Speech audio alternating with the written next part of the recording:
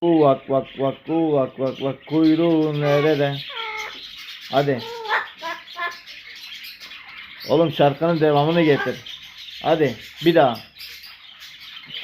Kuvak vak vak kuvak vak vak. Ya Allah Allah. Paşa. Kuvak vak vak kuvak vak vak kuyruğun nerede? Söyle devamını söyle. Allah Allah. Oğlum kamera açık. Kuvak vak vak. Söyle hadi. Kuyruğun nerede? Hadi gözünü seveyim rezil etme bizi. Kuvak vak vak kuvak vak vak. Kuyruğun nerede? Kuvak vak vak. Kuyruğun nerede? Paşa. Buraya bak.